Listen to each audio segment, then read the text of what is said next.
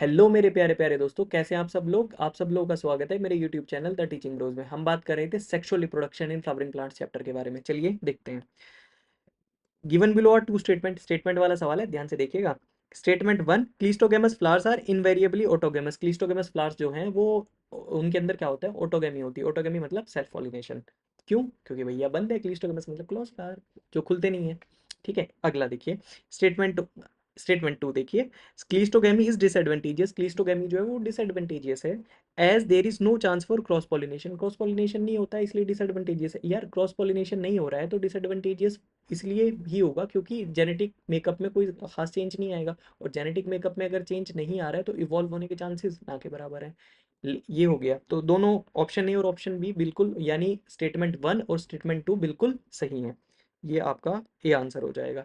लेकिन अगर हम इसको थोड़ा सा दूसरे नज़रिए से देखें कि पॉलिनेशन तो 100% होगा ना। क्यों? क्योंकि अगर फ्लावर बिल्कुल बंद है तो पोलन ग्रेन के बाहर जाने के चांसेस है ही नहीं।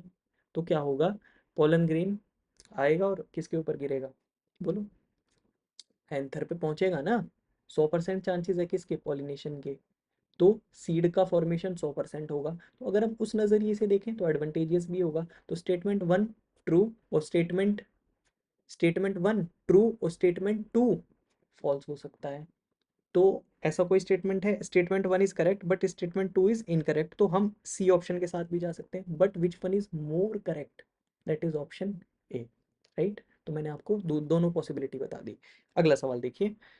The term use for transfer of pollen grain from anther of one plant to stigma of a different plant. अरे आसान भाषा में समझो, एक प्लांट का एंथर, एक प्लांट का पोलन ग्रेन है और दूसरे का क्या है, स्टिग्मा है, यानी दो प्लांट के बीच में पॉलिनेशन हो रहा है। क्या कंडीशन, नाम बोलो बोलो भैया जल्दी से बोलो। उसको बोलते हैं कौन सी गैमी, कौन सी गैमी, जीनोगैमी। जीनोगैमी उसको बोलते हैं। ये मैंने आपको इससे एक दो दो तीन सवाल पहले बताया भी था। Thank you so much for your patience listening.